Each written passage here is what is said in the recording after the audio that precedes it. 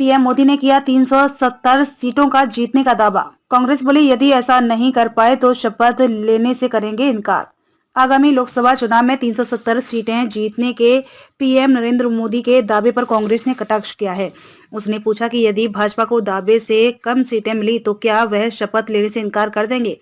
कांग्रेस ने जवाहरलाल नेहरू और इंदिरा गांधी पर किए गए हमलों के लिए भी पीएम मोदी की आलोचना की है। कांग्रेस के वरिष्ठ नेता राहुल गांधी ने एक्स पर पोस्ट कर कहा, प्रधानमंत्री अक्सर कहते हैं कि देश में केवल दो जातियां हैं, अमीर और गरीब। लेकिन सोमवार को संसद में उन्होंने स्वयं को सबसे बड़ा ओबीसी बताया है। कहा कि किसी को छोटा और किसी को बड़ा समझने की इस मानसिकता को बदलना जरूरी है। ओबीसी हो, दलित हो या आदिवासी, बिना गिनती के उन्हें आर्थिक और सामाजिक न्याय नहीं दिलाया जा सकता। आखिर पीएम मोदी जाति आधारित गणना से क्यों डरते हैं? राहुल गांधी। पीएम मोदी लगातार इधर उधर की बातें करते हैं, आखिर वह जाति आधारित गणना से क्यों डरते हैं? वहीं कांग्रेस अध्यक्ष मल्लिकार्जुन खड़गे ने कहा कि पीएम को कांग्रेस पार्टी का नाम लिए बिना नींद नहीं आती है। उन्होंने परिवारवाद के बारे में बात की। हमारे नेताओं ने देश के लिए अपनी जान दी।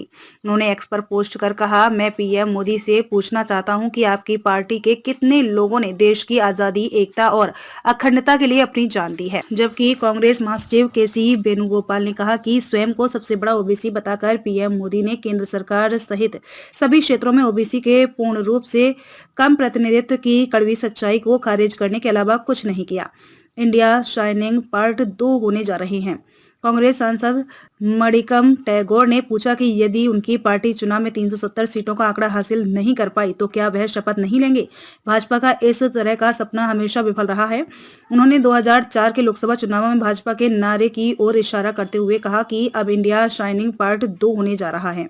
कांग्रेस महासचिव जयराम रमेश ने कहा कि देश के युवा कह रहे हैं कि मोदी का सोमवार को संसद में बतौर पीएम आखिरी भाषण था।